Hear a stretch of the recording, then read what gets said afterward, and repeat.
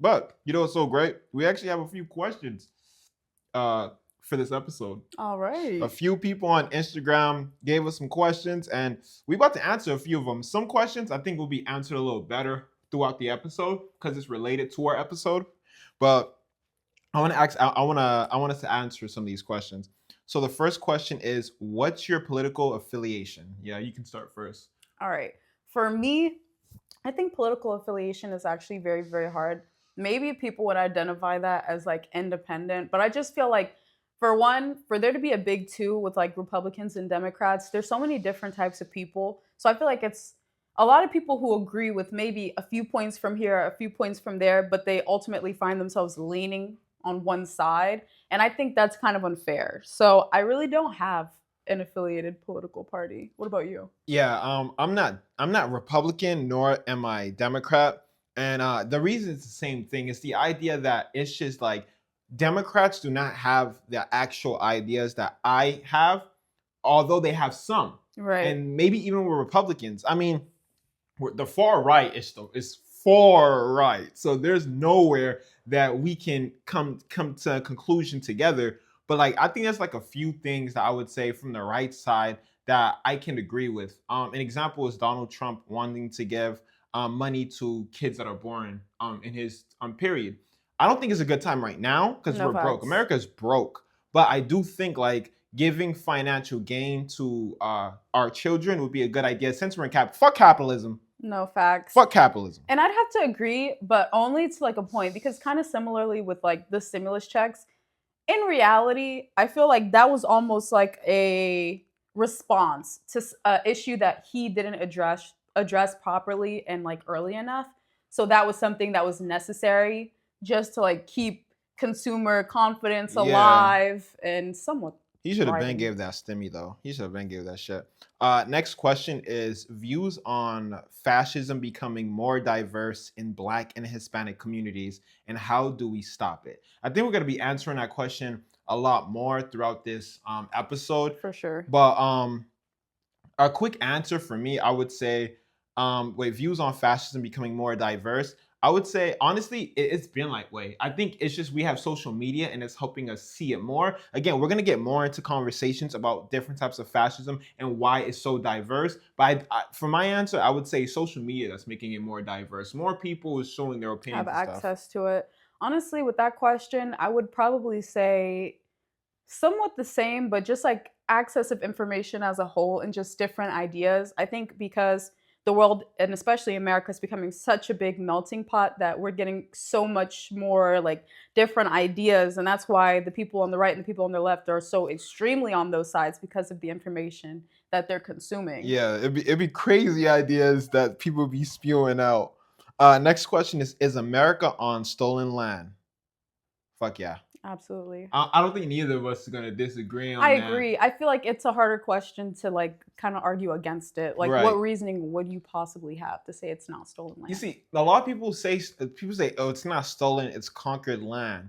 And I did a video on this, but it's literally, it's treaties being broken. Right. Like, treaties are supposed to be legal bound obligations and agreements, and you broke it, and you took the land. That's stolen. I completely agree. Motherfuckers.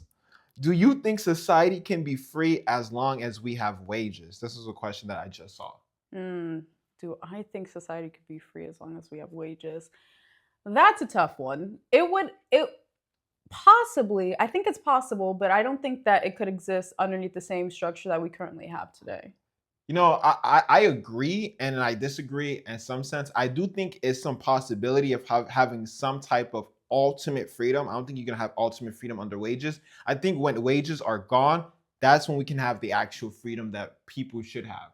But the reason why I kind of give like it's a possibility is just the idea of like, for example, say it wasn't as easy to manipulate the system that we currently have now. And in the place, we'd have a system that was actually thriving for everyone, where everyone had equal opportunity to see the world, to gain information, to have higher education.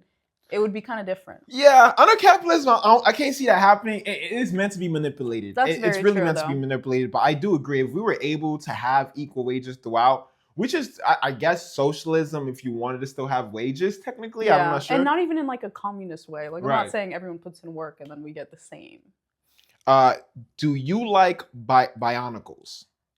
Okay, you could tell me what Bionicles are. Bionicles are like, it's a TV show on Nickelodeon. They definitely had a TV show, but it's almost like Legos Ninjagos. You know Ninjago? Yeah. Right. It's like Ninjago, but not like Ninjago.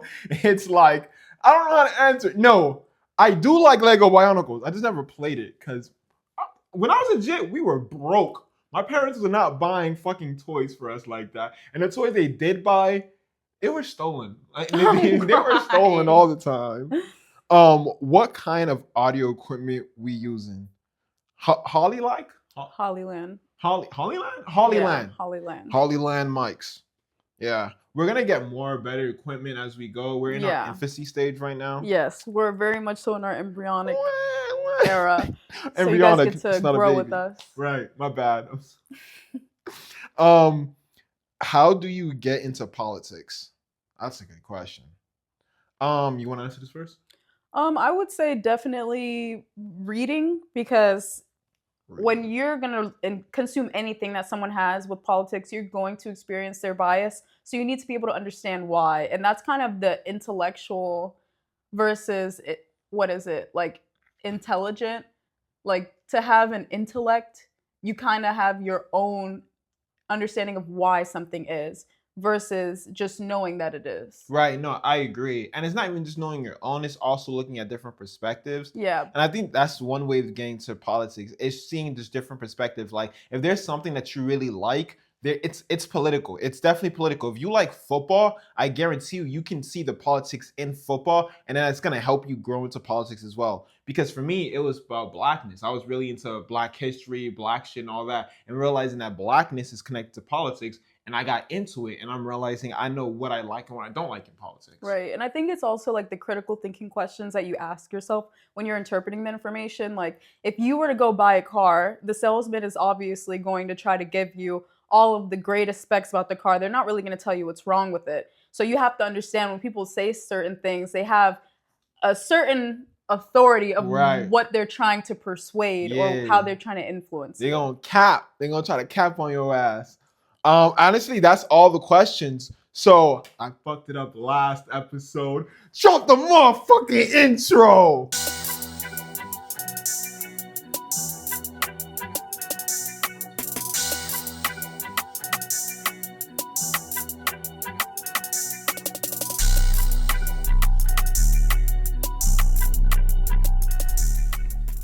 Welcome to the 5th episode of the Simple Black Theory Podcast. Now, you can actually enjoy this episode anywhere that podcasts are available. In addition to that, if you are listening on YouTube, make sure you subscribe. If you want to contact us, our email is simpleblacktheorypodcast@gmail.com.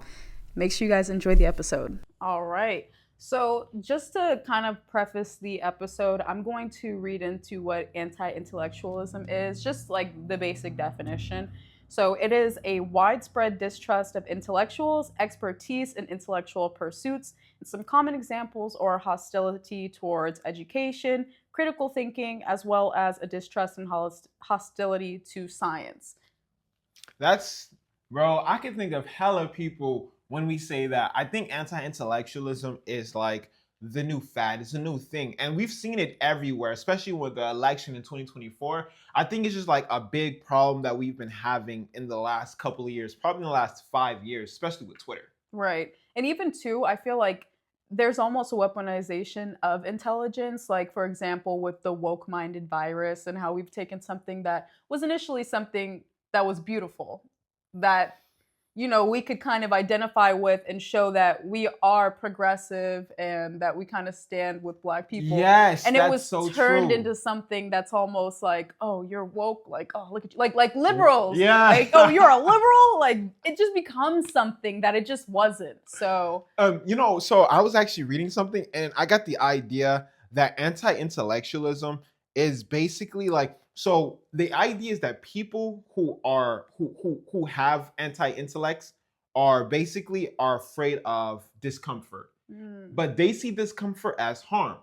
although it's not going to harm you for having a different idea as another person, they're so in discomfort, it becomes a conflict, and they feel like they're going to be in harm. So that's why they go into this idea of being anti-intellectual, not into being what the ideas of intellect. I don't know if that makes sense. You know what I'm saying? Absolutely. But I feel like also too, there's so many times where it's again influence, like with some religions. I don't want to be too specific there, but some religions really don't want you to believe in what's taught in school, and they will tell you like, just ignore this, ignore that. So there's actually three types of anti-intellectualism, and you saying that, you're gonna actually peep each of them. So you mentioned religion, and that's one of them. It's actually called religious of anti-rationalism. That's basically when you use your emotions, when you use like religion in itself to defend your beliefs outside of the actual norm, or outside of the facts or realness that's there. So someone can sit here and be like, oh, abortion is bad. You'd be like, why is abortion bad? Because God doesn't like that.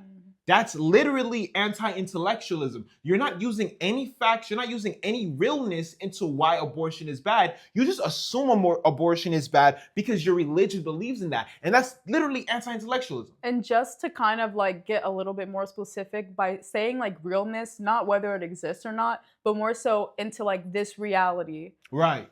Right. So like what we know to be fact and solid outside of the faith. So things that we know we can depend on. And this is, and when we talk about I'm sorry, because like when you mention religion and we talk about the anti-religious rationalism, because that's the name of it, a lot of people like talk about America, right? When we talk about the founding fathers, they say that, oh, the founding fathers are religious beings. They were Christians and they built America off of Christianity. But then you see people like Jefferson, Madison, I think even Benjamin, don't quote me on Benjamin. I'm not sure if it's Benjamin. But these individuals actually followed a faith called deism. And deism is basically, you do believe in God, but it's different in Christianity. It's the fact that God created the earth, and after he created the earth, he created the beings and then left everything to be. The natural earth runs its course and he has nothing to do with it, meaning that you have free will and all of that. But that's why we talk about anti-intellectualism when it comes to religion, because people actually have this idea that this was built off of Christianity. But these founding fathers literally said separation between church and state. I think Jefferson even said it. He said he wants a wall separating church and state. But people don't believe that. They just sit here and spout scriptures and tell you to believe in that, which doesn't make any sense to me. Sorry, you know I'm what babbling. I think it is though, because you kind of touched on it earlier. It is that uncomfortability, because even in like the philosophical sense, as human beings, when things don't make sense, we want to draw those conclusions. Naturally, when we experience things, we try to make things make sense. So with that being said, that lack of like not wanting to be uncomfortable, that alone will make you kind of just it causes conflict. Yeah. And that was our last episode, conflict. We talked about that. And the thing is like when you're in conflict, when you're in discomfort, when you feel like you're in harm, you have to find a way to get out of that discomfort. And that's why anti-intellectualism comes into play. If I can play into not believing in what these stats or figures say, then I can still believe in my way of living, if that makes sense. That's very true, to keep what you know to be true alive, to be valid. So the second part of anti-intellectualism is called unreflective instrumentalism. I don't know if I'm saying that right. Unreflective instrumentalism. Yeah. So basically, it rejects theories and knowledge unless it's profitable. So basically, like an example is like climate change, right? Right now, we know that like Donald Trump, all these individuals, they sit here and say that climate change is real. Although there's facts and figures that shows it's real, it's not profitable. Donald Trump don't see the profits in non-renewable resources. He thinks that, not on renewable resources. He thinks that it's more profitable using non-renewable resources. So he's going to spit the facts and figures about those because it's more profitable than understanding the problems of it, if that makes sense. Absolutely, because I could also relate it to, and I'm going to touch on this a lot more in depth later. Right. But the war on education here. Yeah. And wanting to keep people, honestly, like at a level where they won't be able to critically think that they won't be able to counter the people who are in authority or who have the money, the one percenters. You said before, and I think we was reading Project 2025 because we're cool like that. We just read shit together like that. But we was reading Project 2025, and you had this idea that Donald Trump or MAGA or even the far right wants more working class people. They don't want us to think. They don't want us to be free willed people. They just want us to work, make money to help capitalism, to help the system in itself. So it's just crazy when you mention that, and then that fits into that. But before I continue, I do want people to understand that what I'm doing is I'm just reading the 3 types of anti-intellectualism. So then when we get into these other topics, like people can start drawing those. Right. You'll be like, oh, that's this. Oh, that's that. We're learning, guys. Right. So yeah, so unreflective instrumentalism is basically the rejection of theories and knowledge unless it's profitable. And that's what makes and we will get into that, but that's what makes capitalism so dangerous. People say that it's very innovative, but it's not innovative. We only focus on the things that works for us now until harm comes, until we have a problem when we want to fix it. Exactly. But that's not innovation. Exactly. And then the last one is populist anti-elitism. So populist anti-elitism, that's rejecting experts and institutions, which is crazy. So that's like the anti-vaxxers and stuff and like science that. and all and that. Yeah, science and exactly. stuff. Yeah. So and funny enough, that's kind of my next point. Let's get into it. All right. So anti-vax is the act of forcing vaccinations. Oh, I'm sorry. That's the question I'm going to ask later. Anti-vax is basically vaccine hesitancy or reluctance or refusal to vaccinate despite the availability of the vaccine. So my question to you is the act of forcing vaccinations an infringement of our rights? Honestly, yeah. I think that's a good question. Hard, right? Because in a health standpoint, we can see why we would have to enforce vaccination, especially in public schools. You have different types of people coming in. We have to make sure that everyone is healthy. But then I understand why some people don't want their child to be vaccinated. I don't know why you don't want your child to be vaccinated. I mean, I can understand to a minute degree on why. I think that everyone should be vaccinated, but that's just mine. I don't think that it should be pushed on. So at some point, I do think it should. Yeah, I'm gonna go with yes. I think if you enforce vaccinations, it is basically infringing on your rights, because I feel like if you don't want that for you or your child, then that's fair. But in that same essence, if you are doing public schools, I think that then there should be enforced. Yes. You know what I'm saying? Yes. I don't know if that makes sense. So I agree with you, but that's like the double-edged sword of it, because in reality, without those people, like the group that doesn't want to be vaccinated, having that defense, they leave other people susceptible. So like, for example, right, currently vaccines prevent about 2 to 3 million deaths annually, and 1.5 million more could be prevented with global attention and coverage improvement. So more people need to be vaccinated, in other basically words. For it to work. And the reason why is, for one, a lot of people don't realize that children are vaccinated at different ages. Yeah. So like there's this common argument against with anti-vax moms that'll be like, well, if your child's being vaccinated, then why does it matter? Because, it doesn't matter what our kid does. But in reality, kids are given different vaccines, different medications at different ages. So those kids who fall below that age are still susceptible. I feel like there should, and I don't know if this is like a red flag or something. I don't know. I don't think it's bad to be an anti-vaxxer to a degree. And let me explain. I mean, like, I don't think it's bad to have some skepticism on vaccines, but I don't think you should be automatically against vaccines. I think that doesn't make any sense. And I think in this conversation, we're going to realize the more far right or even far left sometimes, you can actually become the problem, right? Because becoming an anti-vaxxer to me is a far-right ideology, where if you become a skeptic, that makes more sense. But then we have these people, because if you're a skeptic, these are reasons why we're having discussions about vaccines. That's why we have studies about vaccines, right? Because we're skeptic. But to be against it, you're living in the fucking Stone Ages, dog, right? Like, right. And the crazy thing is like, for example, there's one vaccine, it's measles, mumps, and rubella. And this vaccine in like 1998, there was a study that basically said it was causing autism, which was found to be disproven later on. And the study was actually retracted. because they realized that the vaccine was given at the age of 1. And you're born with autism. So it can't be the cause. It can't be the factor. You're born with autism? Yeah. Really? It can later be that you're diagnosed, and it can be diagnosed in childhood, but you're typically born with autism. No, I get what you're saying. I'm thinking you're saying like everyone is born with autism. Oh no. I was like, babe.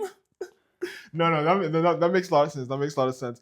Damn, that's crazy. Again, and that's why anti-intellectualism is crazy, because when we talk about anti-vaccines, remember a couple weeks ago, not too long ago, there was a shooting towards the CDC because there was an anti-vaxxer who thought the COVID-19 vaccine made them depressed. You know what I'm saying? Right. They're depressed, and then they attacked the CDC. But this is what anti-intellectualism causes. And I'm not gonna lie, in this climate that we're in, you know, we have to blame some of our leaders. We have to blame some of the people that were learning some of these. RFK is another person that we should blame for these things. You can't say these things and not expect these things to happen. Right. We had a shooting at the CDC. And that's why I even mentioned, I think in like one of the first podcasts that we did together, that I think it was very ironic how RFK was kind of commenting that we need to respect healthcare, but he shows a common lack of trust within the healthcare system and for medication. And this goes back to the idea of the populist anti-elitism we talked about, which is, again, guys, the rejection of experts and institutions.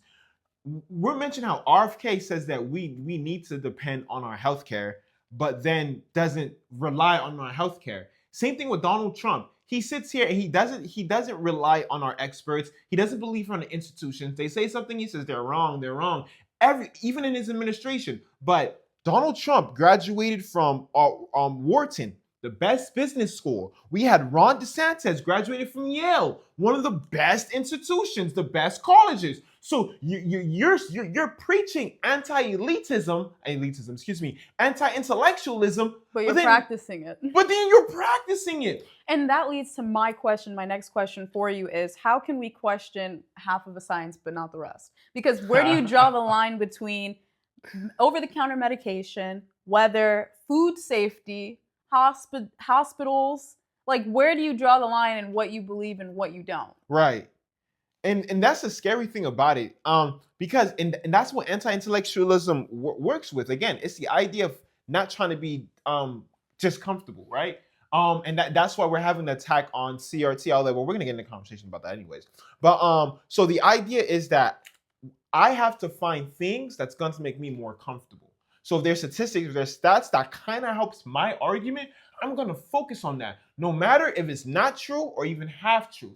So if we get a study that 1% of people get autism from a vaccine, which I don't know if that's currently true, it's just something I made up, right? But if 1% of vaccines give someone autism, the anti-vaxxers are gonna push that. Right. They're gonna find ways to make it even sound larger than 1%. Although that's completely not true. It's absolutely not true. It's not even, it's 0% true, okay? That's not facts. But yeah, I don't know. I kind of just, how do you draw that line? Like, I just don't see the rationality. It's kind of the same as what we were talking about before with like, just where do you put religion versus science? Like when you're applying that logic. It's easier said because, we're humans. We're all so different and we all have different mindsets. And again, our goal is to live our most comfortable, best life. So if I sit here and tell you that crime happens because of poverty, right?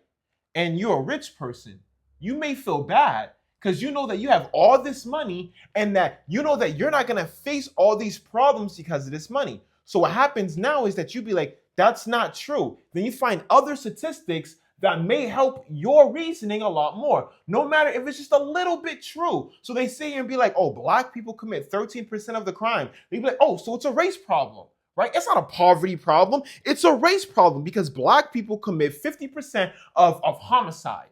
So I'm white and I have a nice home. I'm rich. So I'm not going to think about the poverty aspect. I think about the race aspect. But then we realize the majority of Black people face poverty. Right. So, but you're not going to relate to that. So, and that's the anti-intellectualism that we face. We face these ideas that people don't want to face the full picture. We're facing partial pictures, if that makes sense. And that's why even one factor that I didn't mention when it comes to questioning like a half of science and not the rest is environmental, what is it?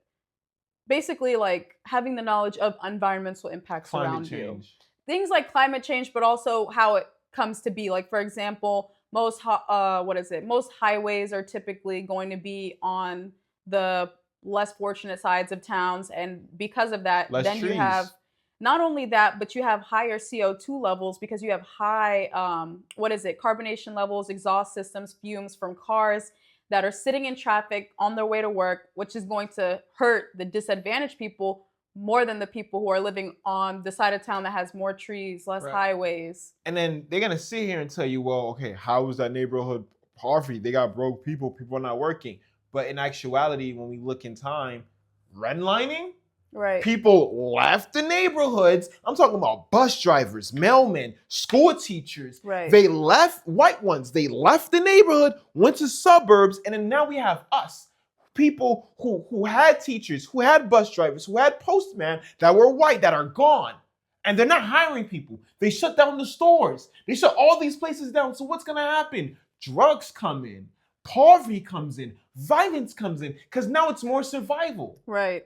And You'll do anything you need to do to survive. What? And that's why in anti-intellectualism, the thing is, even the rich people don't realize this, we're all surviving. That's why anti-intellectualism is a form of survival. Right. We're trying to survive as much as possible. So we take the anti-intellectualism. That's why Donald Trump it's so popular. He made anti-intellectualism so popular that you can be, and anti-intellectualism doesn't even mean that you're dumb. It doesn't. It really doesn't. And that's another thing, because for one, there's a very popular notion on YouTube and a lot of different places that are just saying that it's a fear of intellectualism. No, it's a war on intellectualism, because if you look at the war on education, like it's going on all around the world, but most war on educations are not with the content of what's being taught, although that was historically an issue in different areas. But it's typically like, okay, with Gaza and Ukraine, right now, it's not safe for children to go to school. That's the war on their education. Or if you're looking at child marriages, arranged marriages for children, army recruitment, displaced refugees, those are different issues that affect the people, not the education, not the format of what they know. Right. And then there's people that defend that. Like child marriages, people going to defend that. And that's that anti-intellectualism. We pick and choose statistics. I don't know how what fact you're gonna for child marriage. That's fucking insane. Crazy. But that's just the idea. But I'm speaking of education. That's because you talked about education and like the battle or the war against education. Right. Donald Trump trying to dismantle the Department of Education. Recently, Florida actually ended their sunset of completion certificate. Yes, for disabled children. What the fuck? So for children who need a little bit extra help, and I'm thinking it's going to affect the ESOL kids as well, right? Yes. So yeah. These children are not going to be able to get a certification. Well, no, I don't think it will affect ESOL kids. But my thing is, because their programs are basically being Department stripped. of Education would affect ESOL. Because I think those But hasn't that already been stripped as well? They're stripping it. They're trying to strip it. Okay. But because like I know the certificates for only disabled people. Right. So I know ESOL is gonna have. You're correct with ESOL having a hard time, but a certificate is solely for people who are disabled and stuff like that, who are unable to complete their coursework in school. For ESOL, you have to complete your coursework. But for disabled, if you have that hard time to get that certificate, it's supposed to help people get jobs and stuff like that. That's true. Yeah. Which and that's just cruel. How do you feel about that? Honestly, like, because I have family, I have friends, so it's just when you have someone and you've kind of endured that and you know what it's like already for them to kind of go through life, especially for people who they may actually be like functioning, like they may actually be able to really get things done, but they're kind of being limited now. Right. And that's I've been reading a lot about this too, because there was a bunch of people that talked about how this is how they were able to get jobs. You feel me? Gain them confidence. Like there was this video that went viral on TikTok, and I think you cried when you saw this video. Probably. Because she's a crier, y'all. She's a crier. For movies and shit. I'm not saying she cries all the time. She does not cry when we argue. I tell you that much. I'm giving too much information. But so what happened was there was I think he was like 17, 18. It was an older adult. It was an adult, or I believe it was becoming an adult. He was becoming an adult. He was actually ordering food, I think from McDonald's or from a facility, and the dad was so happy that he was able to do that on his own. And he was explaining how it's really hard for people with autism to do that by themselves because they have people to do it for them. So it gives them that extra confidence. That's what the certificate does. Right. And not only just that, because my aunt recently joined a program where she will be able to learn different things like, washing clothes, getting a job. Like they'll actually place her in those environments because she is someone who needs that special help. Like she's very affected. So it's just to see that that's something that she was able to achieve because she was just born at the right time. There's people who are going to follow in her footsteps and are not going to have the same opportunities because they're not going to have a certificate of completion. And that's going to be something that's going to need to be either worked on, which I don't know how because now Trump's banned all these freaking words. So it's like, it's not even like you can make alterations to your programs because... Yeah. Like they did say that they're starting new programs to replace it. Basically like a modified diploma. So you still be able to complete your coursework if you're still disabled, and you'll get that diploma. It's supposed to actually give you some real degree and stuff like that. But that doesn't make any sense to me because first of all, the education system sucks. Again, Right. We're gonna talk about the education system, which we're about to head to it. But the education system sucks in Florida in general. I think we're in the bottom 25% when it comes to like good education. Right. And that's something I want to talk about. We're gonna talk about that too. But if we already have bad education here, and you're gonna replace the certificate of completion, and now you're trying to have disabled people complete their coursework in a bad education state, Right. there's gonna be it's already poorly funded, where money's misallocated. right. Even worse, right? So now we're gonna have less people who are disabled graduating, right? So that means we're gonna have more people on food stamps, more people on Medicaid, but they want to cut those things. You want less people on there, but that you want to remove the outcomes or the outlets that help these people, you're dumb. Exactly. And anti-intellectual. And that's why it was also like, I just feel like there's a war. There's so many different little wars going on in America, but also just like the fact that I'm trying to remember. It's so many wars. No, there really is though. Like just on like disabled people alone, or just people who need extra help. Like what is it? The ACA. The ACA. Why do I remember that somewhere? I can't remember what the ACA is. Accessibility something else. Oh yeah. I think they're trying to remove that. I'm not trying to remove it. I know what you're talking about, but what about it? I can't even remember. It's okay. We have so many topics. But regardless, there's just so many different infringements on it, period. And like, in addition to that, just on like the grander scheme, Trump is currently working. He signed an executive order to kind of go deeper into how universities are getting children admitted into their institutions. I'm ready to talk about the education system. I'm ready. Listen, because you're saying that, and you said there's so many wars.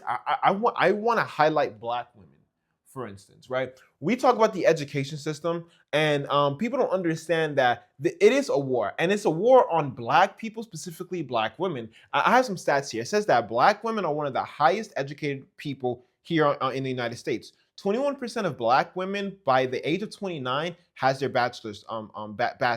64% of Black students that have their bachelor's are Black women, right? People say, and people's argument on Black people in education, or why Black people are not doing great on earth, is because the types of education that they're getting humanities education, which I'm going to get into humanities education, but they say that these educations are not really good. They're supposed to focus on STEM, although Black people are focused on STEM. But let me tell you this. If that's true, then why when Black women do get jobs, right, that they get the degrees on, why do they still get paid less than the white man? Right. Both of them. Black women can have a bachelor's in literature and have the same job as a white man, but he gets paid more than the Black woman. Right. So that's a war on Black women because it's not being paid equally. And not only just that, but once the Black woman gets that position, she's now going to be called DEI. She's going to be called didn't earn it. She's going to be called all these different names. Like, Facts. it's crazy. You have to work twice as hard and for none of the acknowledgments, for none of the accolades. And that's part of anti-intellectualism. They don't want to highlight the idea that Black women are getting educated. They only want to highlight the type of education. And still, they're still wrong on the type of education that they get. And you know what I realized too? Because everything is a domino effect. And I'm sorry, because I know there's something about education you want to talk about, and I want to talk about that. I just had this idea. I'm sorry. When you say No, something, you're fine. so they sit here and be like, oh, that we're not educated enough and stuff like that. I found out that a lot of Black people, mainly Black women, and the reason why it's mainly Black women is because they go to school more than Black men. They end up going to for-profit schools, which is a big problem because for-profit schools are more expensive than institutions like colleges. Right. So when you do that, you get more debt. And when you have more debt, you have to pay that debt off. So that makes you have less money than you actually have. Right. So when they sit here and they say, "Oh, Black people, I'm sorry, I had to do that. Black people don't make enough money. Black people, they're broke. They're that. Yes, because our debt is large as fuck. Right. But people don't understand that. And then we're placed at disadvantages. So it's just like, at the grand scheme, how are we ever fit to win? Credit itself, built to keep Black people from accomplishing anything. Pisses me the fuck off sometimes. I'm gonna be honest. I swear. The more that you learn, it's just like, wow. Like, we really are so hated. Like, in any stat, in any form of anything you can look into, when it comes to environmentalism, when it comes to health, when it comes to anything, politics, when it comes to the structure of the nation, we are always thought of last. Always. But yeah, what I was going to mention, let's see. So with Trump's new executive order, students are going to have limited opportunity to learn and respectfully engage on controversial topics. And it also makes it hard to address misinformation. So that's a big part of not being able to discuss race, racism, LGBTQ. And currently, LGBTQ youth are being more affected, being more like targeted more as a result. And also, I'd like to add that at the end of the first term of Trump's first term, basically racial crimes? Let's talk about it. Racial crimes reached 60% of all crimes, hate crimes. Yeah.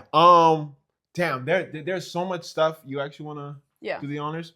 So there's some things that you said that I actually want to highlight, and you have to remind me of some of the things you just highlighted. But yes, I do remember reading that even during Donald Trump's during his campaign for his first term, every place that he went to, there was a rise of hate crime that was happening. And I think the reason for that is because we had Obama, right? Because when Obama was president, there was a rise of hate crime that was happening, and there was a rise of anti-intellectualism that was happening there too. Obama is not from here. Michelle Obama is a man, right? Anti-intellectualism is tied to being anti-trans and also anti-Black. They use that as a what's that called? A weapon, right, to attack us. So you saying that there was one thing you said. Can you repeat that beginning again? Because you students have limited opportunity to learn and respectfully engage on controversial topics, and it makes it hard to address misinformation. I think the reason for that, in order to have a strong anti-intellectualism movement, you have to have a strong attack on humanities. You have to attack humanities. And what I mean by that, you have to attack, like you said, CRT, gender studies, literature, historians. You have to attack these ideologies because they question the reality. They question social constructs. And that's the problem. That's what the people who are in power right now don't want. They don't want you to be able to have these crazy, engaged conversations about how the wealth gap continues to go crazy. Like it's skyrocketing. I think they said there's an article that literally says that this is the biggest, the biggest shift of wealth from the poor side to the wealthy. Really? Yes. Oh my gosh. Record ever. And yeah, that's because of the rise of anti-intellectualism. They want to keep it because like I said at the beginning, when we was reading Project 2025 and you had that theory where they want us to focus on being a working class. That's all they want. They don't want you to be educated to move yourself out of that. They don't want you to move between socially. They want you to stay where you are. This is why people like Charlie Kirk will sit here and say that college is a waste of time. You know why he's telling you that? He thinks that college was created to help advance your career. You fucking dumb. Hold up. Am I looking at the right camera? You fucking dummy. That's not why college was created. First of all, college was created. First of all, what do they call? What is another word for college? Institution. Institution and higher learning. Higher education. Higher education. It's for higher education. So what does that mean? Right. And not only that, but I feel like you also have to pay attention to, what is it? Because you touched on something really, really good. What was the beginning of what you said? Humanities. How it's an attack on humanities, and how they want to attack like CRT, gender studies, historians, because they want because they're getting discomfortable, or there's a discomfort with that. You know what I'm saying? Mm-hmm. I don't know if I'm bringing back that now again. I know I'm trying to jog it back, but basically, with that attack. Smoke cam. Oh, we used to call these the smoke cams. Right. Damn, I had a really good thought. It's okay. I actually wanted to add something on there too. Because when we talk about anti-intellectualism, it's also because even Donald Trump in his first term, his idea, the reason why he became president was because people thought he was against the elite. You know what I'm saying? It's him against the government. And when we talk about higher education, it's all about what? Money. You have to have money to have higher education. So, and that's weird again because we have all these politicians who have higher education that's against the institutions that they're from.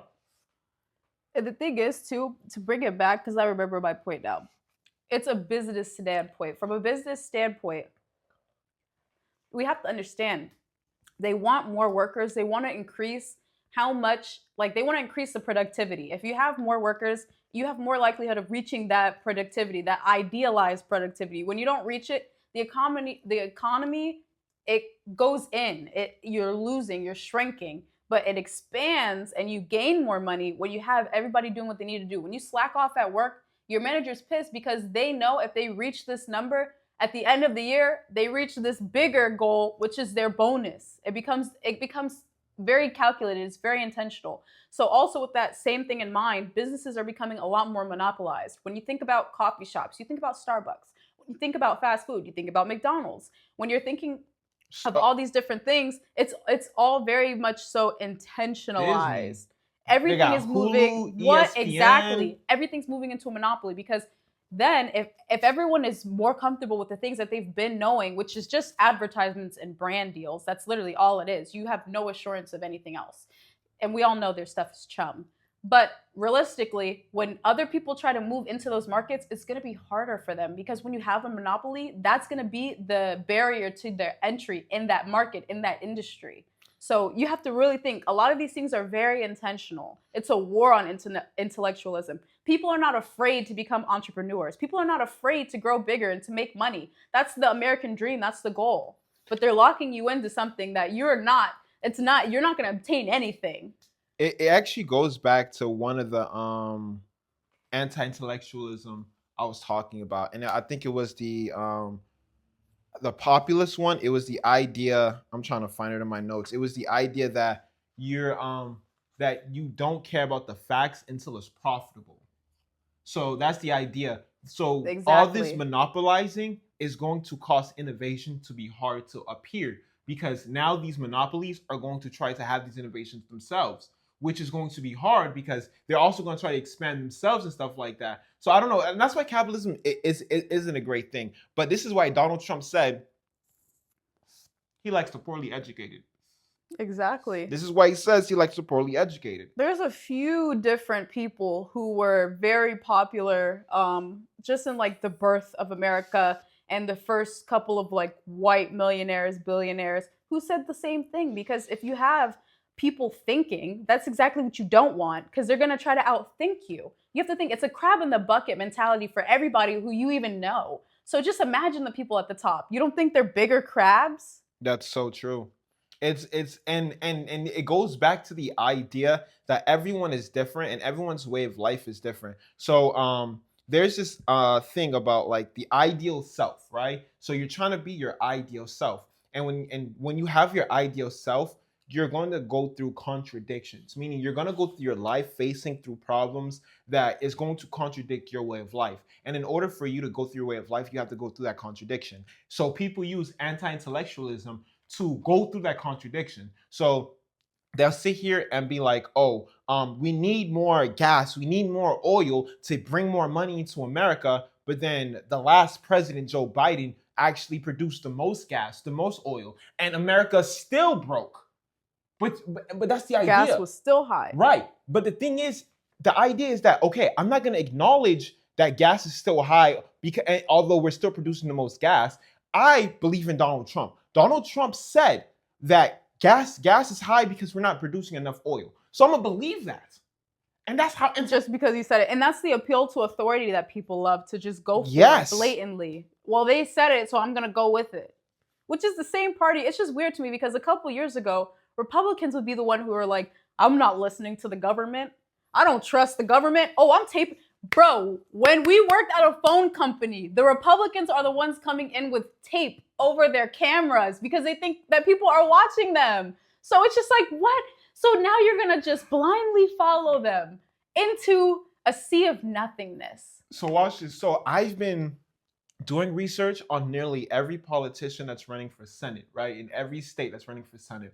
And almost every Republican, not every Republican, but 100% of these policies are Republican policies. Every time I see these policies, they're Republicans. And it's trying to balance the budget, and they want something about the government. They want a smaller government, they want to balance the budget, but they want to cut taxes. And they want a stronger military. How? If you want a stronger military, you want a stronger government. And you need more money. If you want to balance the budget and you're cutting taxes, you need more money. You need more money. And that's why I don't get all of the cuts. Anti-intellectualism. The thing is, they want to focus on one part. They don't want to focus on everything. This is why, like you said, it's the attack on CRT, the attack on gender studies. They attack these things because if they have to look at the bigger picture, they know it's a fucking mess. They know because if you're an artist, right? And let's just say your job is to paint the Mona Lisa on the biggest wall, right? That's a lot of fucking work. So you know what you're gonna do? You're gonna focus on one part. You're going to focus and make that one part the most beautiful part. It's like SpongeBob when he's supposed to write that essay and that T was the sexiest T you've ever seen. That the was the sexiest the you've ever seen. It was. And that's what they're doing with anti-intellectualism. They don't want to focus on a big picture. They want to focus on one part, and they want to make that part the most beautiful part or the most ugliest part, depending on their argument. I completely agree. But in other news, I digress. The next segment is basically social media. All right, guys, we had a little bit of technical difficulties, but we're back now. Our next segment is going to be on social media, and I kind of want to start it off with Laura Loomer and the whole dog food incident. So if you guys don't know, Laura Loomer is a TikToker, social media personality, and she took a brand deal for human dog food. Okay, she got paid like $100. So keep in mind, she got paid $100 for this. She got the dog food. She ate it on live. She's like, "Oh my gosh, this is so good. This is so good." Like, she's going in about it. She's like, "It's great, fit for human consumption." Da da da da. So lo and behold, it comes out that it's absolutely just dog food. Like, these people made a fake company for dog food. For dog food? Wait. For human food that they presented, which was just dog food, which they sent to her. So they told her it was human food. They told her it was human food, let her eat it on live for $100, and it was for dog $100. food. For $100. Bro. Okay, so where are you going with this? Because that story got me in a bend right now. Okay.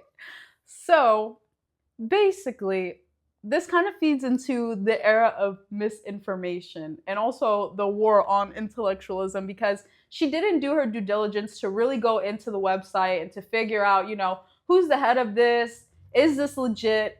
And she just took it because they were offering her money. And in this time, it's really important that you kind of, not do that, that you stay on it. And that's why critical thinking is super important, because Yeah, if cause sometimes I look into my email, sometimes I be getting like deals and stuff like that.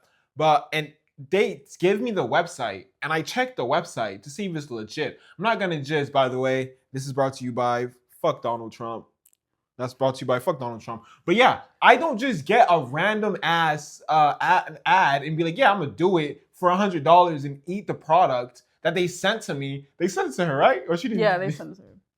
Fucking ridiculous. And then on top of that, this kind of brings me into the lack of regulation with the TikTok shop. Because in the same light, there is no actual, and I was watching, who is it? Yeah, you can buy air. What? I was watching this girl named Jezebel on YouTube, but she's also on TikTok. She's really cool. But she was talking about how there's really there's no FDA on TikTok. Like all the food and stuff and the lotion that you're putting on could literally be like pink sauce. Remember pink sauce lady? First of all, there's that beef jerky they're selling, that salmon, the glazed salmon, the candied salmon. Really? They're doing a whole bunch of stuff. I mean, I hope they're FDA approved. No, if someone's selling air. Like yeah, that jar. Yeah, you're just buying the jar. Stop. The jars be making me mad though. Stop decorating the jars. Or they're ugly? Yes. Bro. But no, I do think and that's the thing. The idea, because what's that called? Populist is the idea of like being against institutions or even just intellectual places. Mm-hmm. And the idea of like people buying things that's not FDA approved is just automatically showing like people are not doing their due diligence. And some of that is the blame of Donald Trump, because he's even sitting here and telling you, oh, the experts are not to be trusted and stuff like that. So it's just like the idea of like, oh, I'm buying these things, but and then honestly, as a regular person, how often are you checking if something is FDA approved when you buy it? That's so true. I think it was a scene in Home Alone where Kevin McAllister walks into a store and he's looking for a toothbrush and he's like, "Is this FDA approved?" Oh my gosh, you love Home Alone. We're gonna be watching that. Home Alone. But we're not celebrating Christmas. No. Free Palestine. Free Palestine. Motherfuck. But actually. Do you know 1 in 3 people? Research have shown that 1 in 3 people actually have anti-intellectual views. Like in some type of view, it can be anti-vax, climate change, politics. They just have some type of anti-intellectual view. And if you really think about it, I think it's a lot more than 1 in 3 people. I actually agree with that. 30 seconds talking to somebody and you can see some anti-intellectual bullshit they coming out. And it's not even just that. I feel like we low-key promote anti-intellectualism by the use of social media, because social media doesn't regulate misinformation. No, and that's kind of weird. Yes. People can spout whatever they want. Twitter is the best example of that. When we talk about Twitter, first of all, there was a research done that showed that once Elon Musk bought Twitter, the amount of misinformation given went up. And now X, formerly known as Twitter, is now the most misinformation place to be. Like, Candace Owens loved Twitter because she's the most misinformation. When we talk about misinformation in social media, Candace Owens takes the cake. Am I wrong? No. I think she has a lawsuit against Macron. Brigitte Macron. Yeah, I'm hitting my mic. Hopefully, I ain't fucking up. Brigitte Macron, right? They're suing Candace Owens because she's claiming that she's a man, but doesn't have no actual footage proving that she's a man and making bullshit up. She even said that Kamala Harris wasn't black. And her reason for that was bullshit, bro. I think she just and she knows that anti-intellectualism is on the rise, and she's producing it because she knows that if I could push this, I'm gonna be more famous. No matter how radical it sounds, people are gonna listen to me and people are gonna believe me, because the internet, when it comes to social media, you can find someone to believe in anything you say. It just takes one person to believe in it for another person to believe in it. I completely agree with that. But run on a rant. You kind of touched on this, but I also had low-key a question, because one of my next points was there's little incentive to be an honest influencer. So can you tell me about the challenges of being an honest influencer? To be honest, as trying to be an honest influencer, I can see the challenges in there. For me, for an example, the Unfuck America tour, we've been in there. I'm not gonna bring out some like crazy shit because I haven't done anything crazy, but just mingling with so many people and having so many conversations, you can sometimes, and it didn't happen there in particular, but it was just being in that environment because I'm not a very social person. I don't really talk to much people. That's So true. finally being in an area where there's so many people talking about so many different things, you can kind of see that maybe one day you'll be in a conversation and someone's gonna say some crazy shit in the middle of the conversation, and you have to, and then sometimes you're so comfortable in a conversation that you miss it. And you're supposed to check that. Right. And But- it goes kind of Right. And that's undone. one thing about me trying to be trying to be, because you can easily be dishonest if you want to be. You always have to try to be honest. Someone's saying, are you an honest creator? They say, yeah, you have to question that, because honesty is sometimes a hard thing to grapple. Like, and that's why people have to understand that. So being in that uncomfortable situation, you have to put in your back of your head where you have to be on your toes and understand that you have to call out the bullshit. No matter how comfortable you are in this conversation, no matter how slick that person was with that comment, people are going to see that. And you're supposed to see that as well. Especially being an advocate for some of this shit, you have to do that. And that's why it can get hard. It can, but you have to work on it. And you make it easier for me every day. Sometimes you let me know, like, hey, sometimes, like, and I don't say no crazy shit or nothing like that. So it's not like we have conversations. You'd be like, you're not supposed to say that. But it's just like we be watching a video and I'd be like, oh, that's funny. You'd be like, but did you peep what he said? I'm like, you know what? I'm glad that you point that out. no facts. So Honestly, I find myself, because sometimes it's like kind of hard to see even online what you want to engage with and what you don't want to engage with. But sometimes I find myself fighting the urge to point certain things out to people, because you like see things or you'll see comments and it's just like, but if you actually pay attention to the video, you'll see that your comment's classist or you're being very and it always goes back to the being comfortable. It always goes back to what people know, what people don't want to know. It's so easy to fall into this brigade of like being anti-trans. Like they sit here, like I remember, and someone did a video on this. I can't remember the creator, but this was fucking funny. So Riley Gaines, who got 5th place in the swimming and was tied for 5th with a trans woman, and now they removed the trans woman's 5th place, and now she's just the only person with 5th place, and she thinks she's happy for that. You got 5th, sweetheart. Relax. So she basically was talking shit about Zoran Mamdani because he had a hard time bench pressing 135 pounds, which I'm gonna be honest, I think I would have a hard time bench pressing 135 pounds, because it's not claiming that he's weak. It's more like you have to get used to bench pressing. you have to acclimate yourself. You have to acclimate your body to do it. You can't It just is do easy it. to lose it. Exactly. So I understand why he had a hard time. So she goes on Twitter and says that I can bench press 135. I think she said she could bench 160 when she was 130. That just shows that when you just tripping about men in women's sports, you're Right. talking shit about trans women having the up on women, but then you're saying that you are stronger than a man. Right. That's Kinda weird. crazy.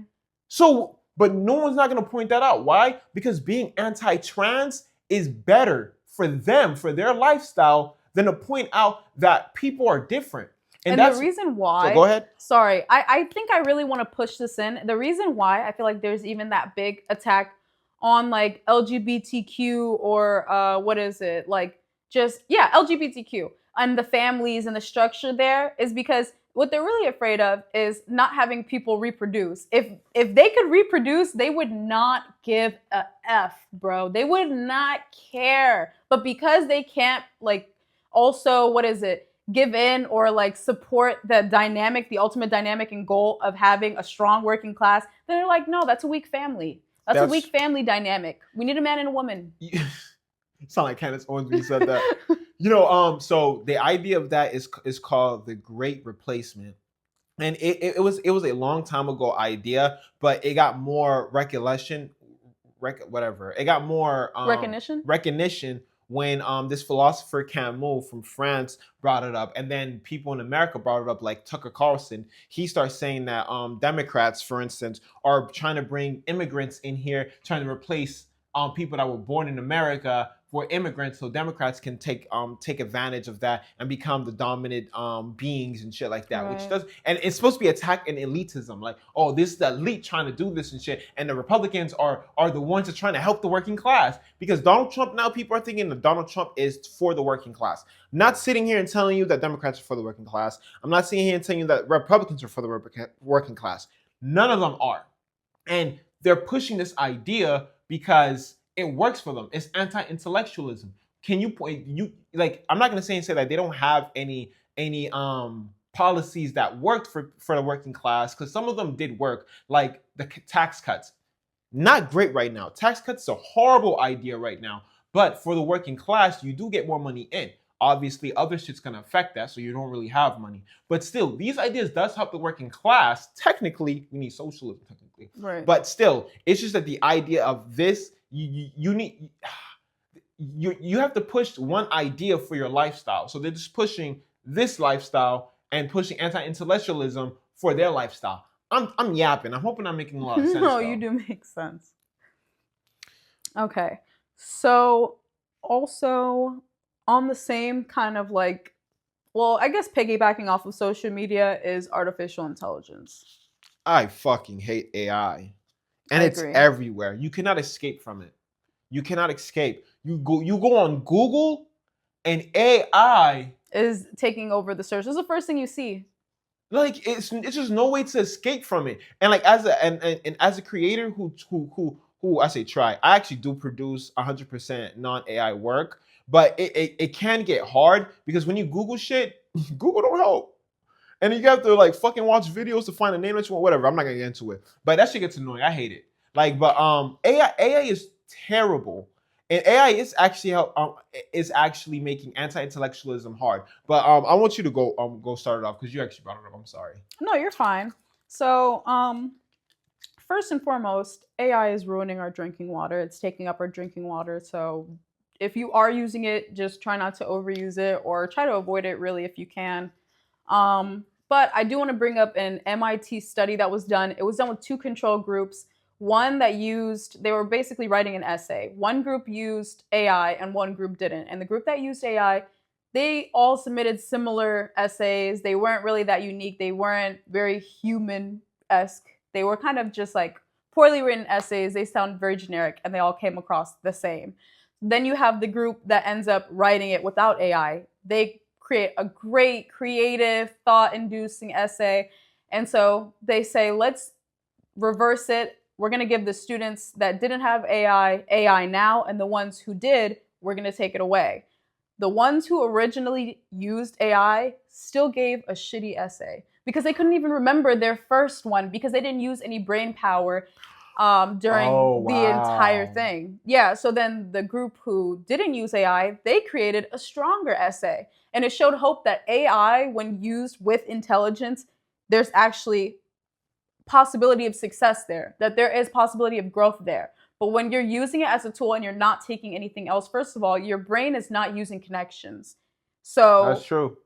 Like there's neural transmitters that are just not being fused. They're not being thrown when you're using AI. And the craziest thing about it is that as adults, we don't really think about it from the developmental standpoint, which is that this is a bigger risk for children who are also the ones who really want to use it, especially for like school and different instances like that.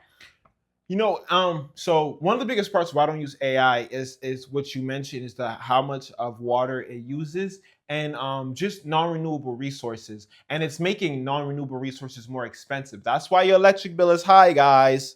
That's one of the reasons why electric bill is high. It's because of AI. Back.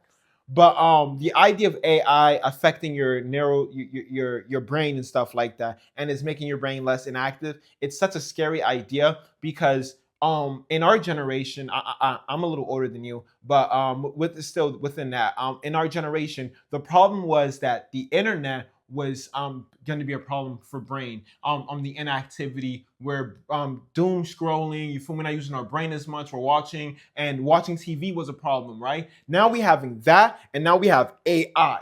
We have two of these things combined. It's going to be even worse because, and we had this conversation before, as you get older, you tend to learn less. You tend not to want to learn a lot more. That's why I wanted to learn how to play the harmonica. No, don't ask me if I know how to play. I don't know how to play.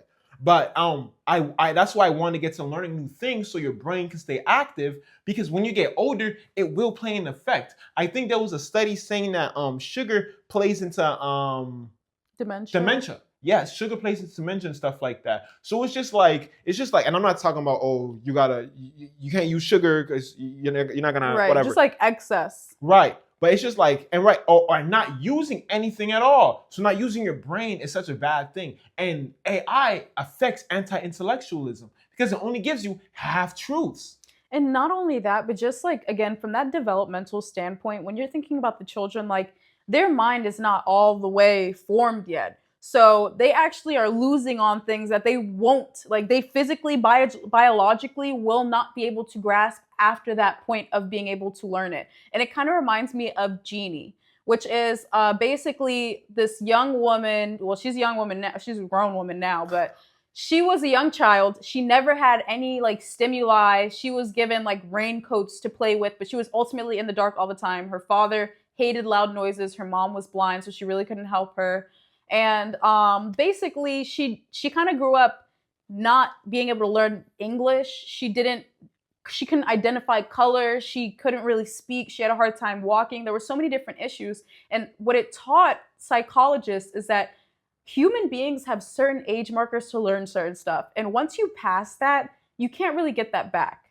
So considering that, you lose it, you don't use it, you're going to lose it mentality is the same thing with artificial intelligence. And that's what's really scary, is that with the intentionality of a war on education already, I could see pushing artificial intelligence to further like kind of change humanity on a biological level to where they will not be able to question authority. Right. Which is scary. Right. And Donald Trump mentioned, I'm always bringing Donald Trump facts. But Donald Trump mentioned that Donald Trump's administration mentioned that they want America to be the hub of AI, right? Which is a terrible thing. It's gonna be terrible on our climate. It's gonna be terrible on our brains. But they're not gonna tell you that because they want that anti-intellectualism to live. They want it to grow. If we don't look into these aspects, and again, we talked about this, the attack on humanities, because it's essays, it's people who research these things that are going to tell us this. You know who's not going to tell us this? The people developing the AI. Right. What are the chances of them looking at the psychological effects on AI? They're not going to be doing it. Exactly. But they want to remove these ideas because then they don't want us to question what's happening around us. They want to make it so easy. It's that profitability mindset, yes. Profitability mindset of wanting to see how much you can make off of it and not really caring how it harms people. That's really what it is. Because you know it's going to damage society by way of environmentalism, and you know it's going to damage society by way of health, of brain cognitive ability. So it's just like we have to be able to draw the line for ourselves. Yeah. And now when we talk about stuff like that, and I can't believe we're talking about AI. I think we're ending it on AI. It's almost talking about the future. And we're almost getting this gloomy aspect of the future. I'm not trying to be pessimistic or nothing. Right, exactly. But it is scary because we're seeing all these, because we just talk about AI in general and we talk about all the terrible things. Because I know another thing that AI is doing is making these horrific videos that's anti-Black. Right. Like they'll have Black women being crazy, or they'll have a Black man fighting a gorilla. Or a Black man fighting a woman, or a man fighting a woman. Bro, it's just so many different things. And it feeds into this anti-intellectualism. AI is not just making these videos, it's not just attacking our climates, but it's also affecting our cognitive abilities and stuff like that, which is going to make it more acceptable for anti-intellectualism. Because what is it again? It is the war on intellect. Being intellect is to challenge what's around you. Being intellect is to learn as much as you can. But when you have AI, when you have all these things happening at once that are being a buffer, they're being advertised as a tool that's going to help you. But we're not using it as a tool. We're using it as a replacement. That's the problem. Right. No, I actually really enjoyed this conversation. Is there anything else you want to bring up? So I guess how I would kind of like to end it on a positive note is that the reason why we're even talking about this is, again, I saw this as being the fear on intellectualism. It's a really broad topic on YouTube right now. At least I've been watching a lot of video essays on it. And I think it's important to really show that this is something that's intentionally being done. So we need to be very, very intentional as well with what we consume, how we consume it, what we trust and what we don't. And it's not to say, oh, you should think on this side or you should think on that side. It's when you're formulating these thoughts, make sure that they're coming from a place of critical thought, not just, oh, this is what's easy or this is what someone's giving to me, so I'm going to take it. Like, let it be something you looked into, that you did the research for. You snap, baby. Thank you. You snapped. You basically said what I would want to say. Other than that, thanks for watching, guys. What days are we gonna be dropping these videos? We're doing 2 or 3. We should be doing 2 a week. Okay. I guess we'll talk about that. When you get it, you get it. When you get it, you get it. Thank you for watching, guys. Other than that, make sure you drink your water.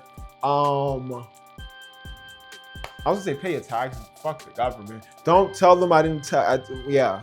We're not advocating on their behalf. Right. We're still working. We're not going. We're not telling you not to. We're not advocating for them. Yeah, we're still working on the outro. But hey, again, make sure you hit that subscribe button. That's very adamant. We're seeing a lot more people watching, but not a lot less subscribed. So let us know what you think too down in the comments. Please like that comment up.